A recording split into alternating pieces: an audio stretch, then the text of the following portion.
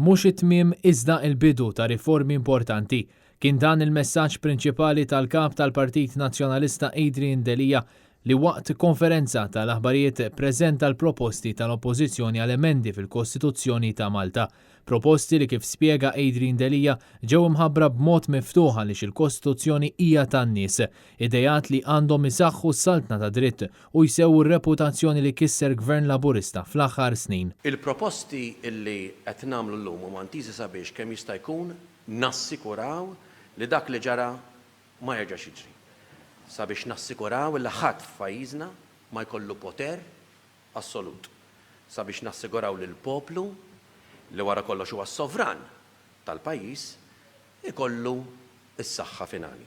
Sabiex nassikuraw li l-istituzzjonijiet iservu lil poplu u mhux lil gvern tal-ġurnata biss. Il-proposti mħabbra minn Adrian Delija huma mirati sabiex jitnaqsu poteri żejda f'idejn il-Prim Ministru biex jiżdiedu drittijiet taċ-ċittadini u biex jissaħħu l-istituzzjonijiet ta' pajjiżna.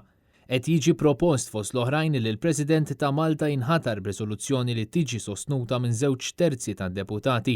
L-Oppożizzjoni diġà għandha abbozz ta' liġi preparat dwar din il-proposta. Kien propost ukoll li l-prerogattiva tal-maħfra presidenzjali tkun fidejn il-President. Il-Partit Nazzjonalista propona li fil-Kostituzzjoni jidħol provvediment sabiex l-Istat bħala gwardjan tas-saltna ta' dritt b'mod raġonevoli u proporzjonat jonfoq il-fondi pubbliċi bil-galbu u kif suppost.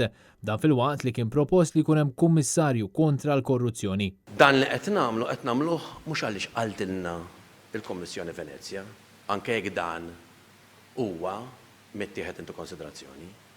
Qed nagħmluh għaliex nemmnu illi l-poter qiegħed hemm biex ikun għodda fis-servizz tal-poplu. Qed nagħmluh għaliex nemmnu li l-prinċipji tad-demokrazija m'għandhom qatt jitmissu.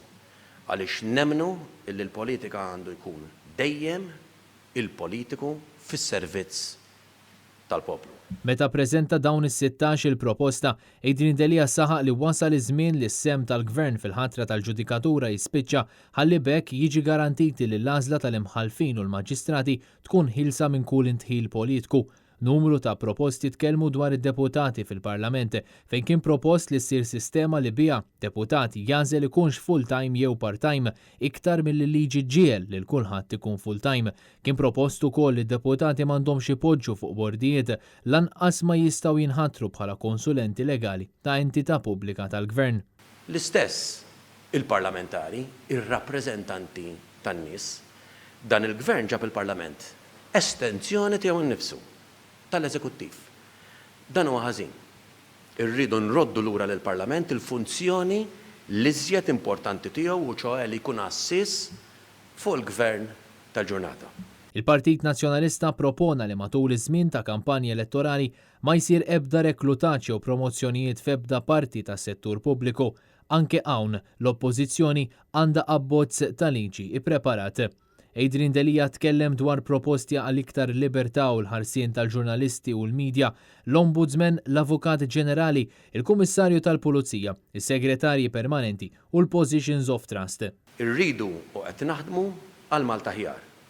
Malta fejn il-bniedem, iċ-ċittadin, ma jħossu qatt żgħir quddiem il-politiku. Imma jkun il-politiku li jaraf dejjem u kull ħin illi qiegħed hemm fuq kollox biex jaqdi u biex iservi.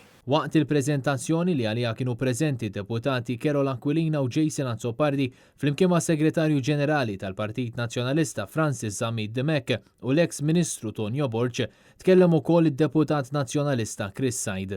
Il-proposti tagħna li qed nippubblikaw illum jassiguraw li f'pajjiżna jkollna firxa wiesa tal-poter, li l-poter ma jkunx konċentrat fidejn l-Eżekuttiv, fidejn il-Prim Ministru tal-ġurnata, mhux li l-Eżekuttiv u l-Prim Ministru ma jkollhomx poter, maħniex qed ngħidu hekk, imma li l-poter ikun mifrux biex nassiguraw illi allura jkunu imħarsa drittijiet taċ-ċittadini Maltin u Għawġin. Jiżdiedu id-drittijiet taċ-ċittadini u kif qal il-kap jissaħħu wkoll l-istituzzjonijiet ta' pajjiżna. Intant dawn il-proposti kienu diskussi flimkien mal-Kamra tal-Avukati f'laqgħa fuq pjattaforma virtwali fejn il-Kamra kienet rappreżentata mill-President l-Avukat Luis De Gabriele u mill-Avukat Stefan Camilleri. Għal din il-laqa kien hemm preżenti il-kap tal-Partit Nazzjonalista Adrian Delia, is-Segretarju Ġenerali Francis Zamid Demek, l-eks Kummissarju Ewropew Tonio Borch li kien wieħed mill-persuni li ħadmu fuq dawn l-emendi, flimkien mad-deputati Jason Azzopardi u Chris Said.